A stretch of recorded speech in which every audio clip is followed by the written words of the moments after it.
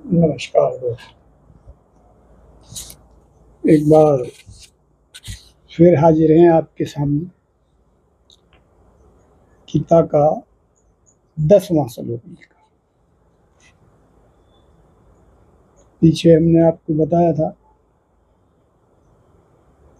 78 श्लोक हैं गीता के अंदर और 18 अध्याय, उसमें से 10वां श्लोक।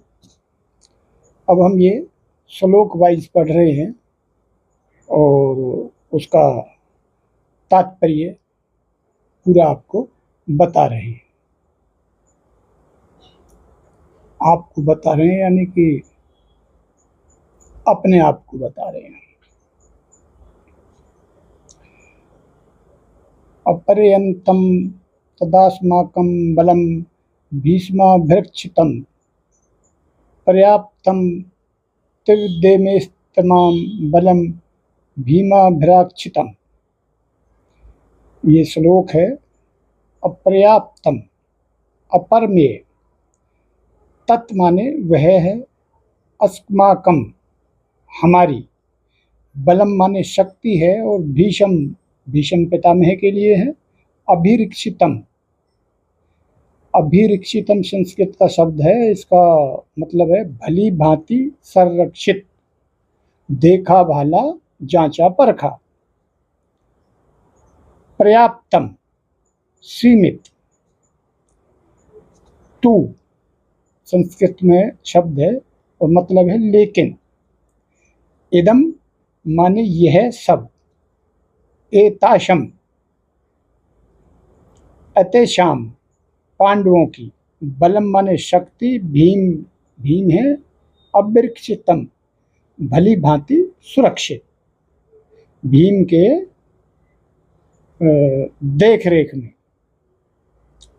तो हमारी शक्ति अपरिमेय है, ये दुर्योधन कह रहे हैं द्रोणाचार्य से, और हम सब पितामह द्वारा भली भांति संरक्षित हैं, जबकि पांडवों की शक्ति भीम द्वारा भली भांति संरक्षित होकर भी सीमित है।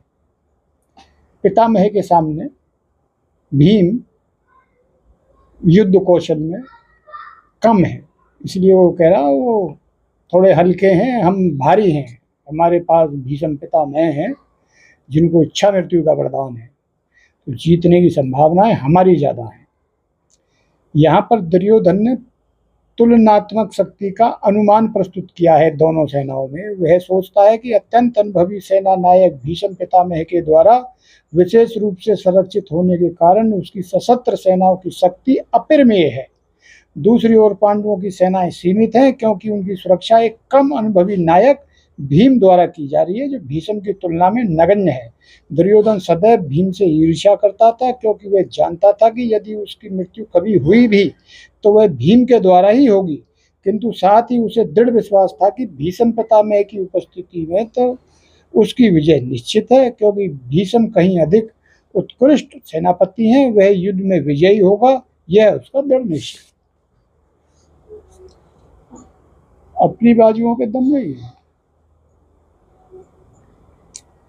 अयनेषु च सर्वेषु यथा भागम विस्तता भीष्मे विभारिच्छन्तु भवन्तु सर्व एव ही। अतएव सैन्य व्यूह में अपने अपने मोर्चों पर खड़े रहकर आप सभी भीष्म पितामह को पूरी तरह सहायता दें। अपने और जो सैनिक हैं उनको बोल रहा है। भीष्म पितामह की तारीफ उनके सामने ज़्यादा कर दी है तो उनको ऐसा ना लगे भाई हमको तो कुछ समझ ही नहीं रहा है ये। तो भीष्म पितामह के शौर्य की प्रशंसा करने के बाद दुर्योधन ने सोचा कि कहीं अन्य योद्धा यह न समझ ले कि उन्हें कम महत्व दिया जा रहा है। दुर्योधन ने अपने सहज कूटनीतिक ढंग से स्थिति को संभालने के उद्देश्य से संयुक्त शब्द कहे, उपयुक्त शब्द कहे। उसने बलपूर्वक कहा कि भीष्म देव निसंदेह महानतम योद्धा हैं, किंतु वह वे वृद्ध हो चुके हैं। अंत प्रत्येक सैनिक को चाहिए कि चारों ओर उसकी सुरक्षा का विशेष ध्यान रखे। ये भी कह रहा है उनको समझाने के लिए। अब बोले वो बुजुर्ग हो चुके हैं, मक्खन लगा रहा है।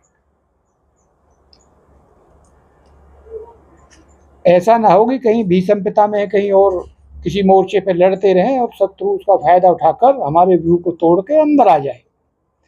दुर्योधन को पूर्ण विश्वास था कि कुरुओं की विजय भीष्म देव की उपस्थिति पर निर्भर है।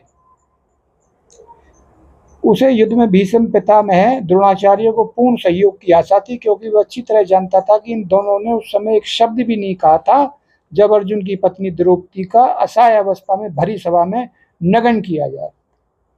देखिए, बलवान होने का, यदि आपके शरीर में ताकत है, आप बलवान हैं, सक्षम हैं, और आपके सामने किसी अबला नारी के साथ या कोई भी पुरुष भी हो सकता है कमजोर के साथ आपके सामने अन्याय हो रहा है और आप खड़े होकर देख रहे हैं, तो अनुमान क्या लगाया जाएगा आपकी ताकत के बारे में, आप सोच लीजिए। फिर एक मूर्ख प्राणी भी ये सोचेगा कि ये तो जब भी चुप खड़ा था तो ये जो है ना, ये कहाँ बोलेगा, ये नहीं बोलेगा, क्योंकि आपने अन्याय होता हुआ अपनी आंखों से देखा और उसका प्रतिकार नहीं किया, उसका जवाब नहीं दिया, टोका नहीं, वहाँ बैठे रहे, तो आपका फिर ये जो है ना बेकार है आप ताकत सब दिखाने की। तस्य संजन हर्ष क्रूवृद्धम पितामह सिंहनादम विनादोच्चे शंख दधो प्रतापवान। तब कुरुवंश के वायुवल परम प्रतापी एवं वृद्ध पितामह ने सिंह गर्जना की सी ध्वनि करने वाले शंख को उच्च स्वर में बजाया, जिससे दुर्योधन को हर्ष उत्पन्न हुआ।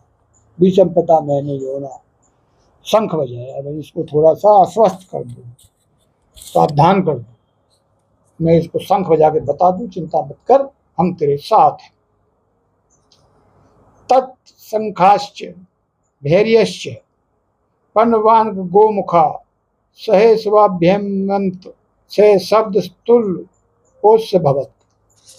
शंखों की ध्वनि बजने लगे, शंख दोनों तरफ से। तत्पश्चात संग नगाड़े बिगुल तुरही तथा सिंह सहसा एक साथ बज उठे। वे संवेद सवर अत्यंत कोलाहलपूर्ण था।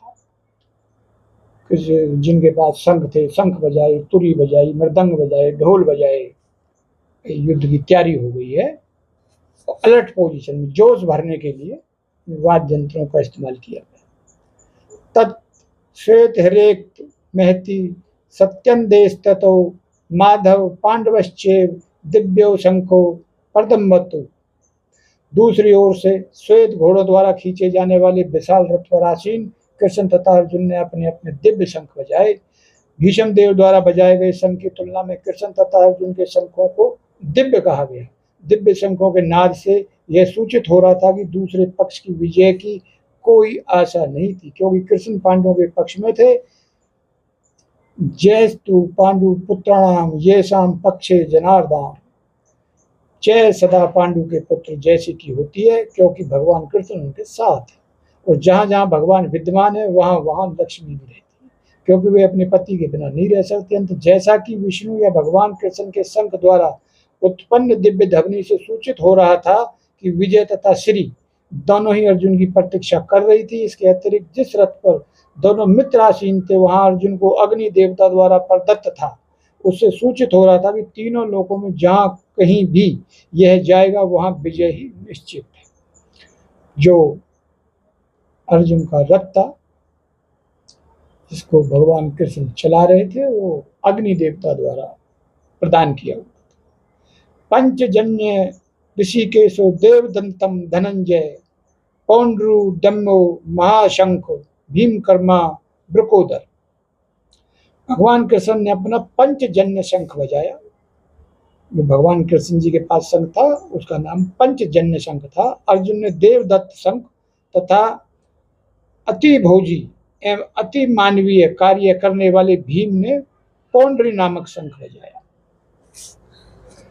तात्पर्य, इस श्लोक में भगवान कृष्ण को ऋषिकेश कहा गया है क्योंकि वे ही समस्त इंद्रियों के स्वामी हैं, सारे जीव उनके नियंत्रण में है। अंत जीवों की इंद्रियां भी उनकी इंद्रियों के अंश हैं। चूंकि निर्विशेषवादी जीवों की इंद्रियों का कारण बताने में असमर्थ हैं, इसलिए वे जीवों को इंद्रिय रहित या निर्विशेष कहने के लिए उत्सुक रहते हैं। भगवान समस्त जीवों के हृदय में स्थित होकर उनकी इंद्रियों का निर्देशन करते हैं, किंतु वे इस तरह निर्देशन करते हैं कि जीव उनकी शरण ग्रहण कर ले, और विशुद्ध भक्त की इंद्रियों का तो वो प्रत्यक्ष निर्देशन करते हैं। यहाँ कुरुक्षेत्र की युद्ध भूमि में भगवान कृष्ण अर्जुन की दिव्य इंद्रियों का निर्देशन करते हैं, इसलिए उनको ऋषिकेश कहा गया। भगवान के विविध कार्यों के अनुसार उनके भिन्न भिन्न नाम हैं। उदाहरणार्थ उनका एक नाम मधुसूदन है, क्योंकि उन्होंने मधु नामक एक असुर को मारा था। वो गोवों के तथा इंद्रियों को आनंद देने के कारण गोविंद भी कहलाते हैं। वसुदेव के पुत्र होने के कारण उनका नाम वसुदेव है। देवकी को माता रूप में स्वीकार करने के कारण उनका नाम देवकी नंदन है।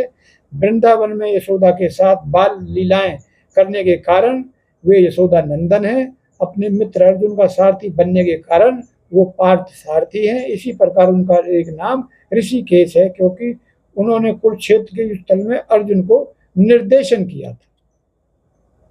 इस श्लोक में अर्जुन को धनंजय कहा गया, क्योंकि जब उनके बड़े भाई को विभिन्न यज्ञ संपन्न करने के लिए धन की आवश्यकता हुई थी, तो उसे प्राप्त करने में उन्होंने सहायता की थी। इसी प्रकार भीम बरकोदर कहलाते हैं, क्योंकि जैसे वे अधिक खाते हैं, उसी प्रकार अति मानवीय कार्य करने वाले हैं। जैसे हिडम्बासुर का वध, अंत पांडवों के पक्ष में श्री कृष्ण इत्यादि विभिन्न व्यक्तियों द्वारा विशेष प्रकार के शंखों का बजाया जाना युद्ध करने वाले सैनिकों के लिए अत्यंत प्रेरणाप्रद था। विपक्ष में ऐसा कुछ न था, न तो परम निदेशक भगवान श्री कृष्ण थे, न ही भाग्य की देवी श्री। अंत युद्ध में उनकी पराजय पूर्व निश्चित थी। शंखों की ध्वनि मानो यही संदेश दे रही थी। जिस तरीके से शंख बजाए गए,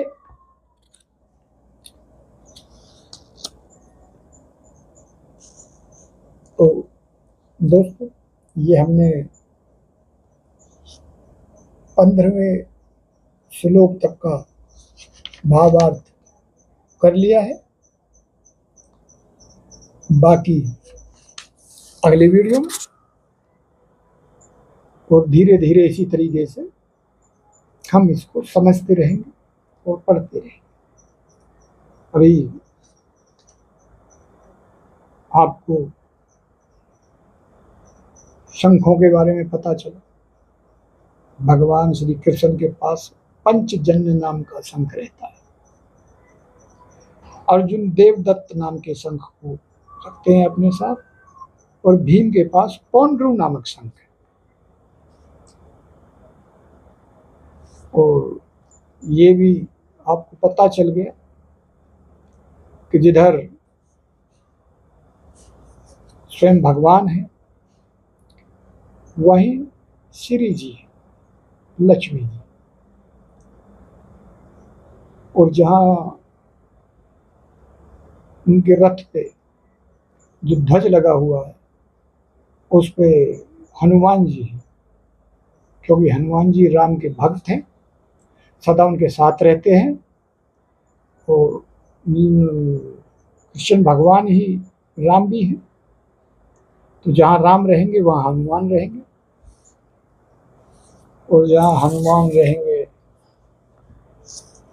वहाँ पर विजय होनी ही होनी है।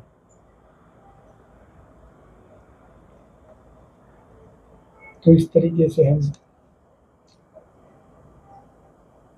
गीता का वाचन करते रहेंगे, और ये अनवरत चलता ही रहेगा। हमने पढ़ा तो एक जगह लिखा हुआ था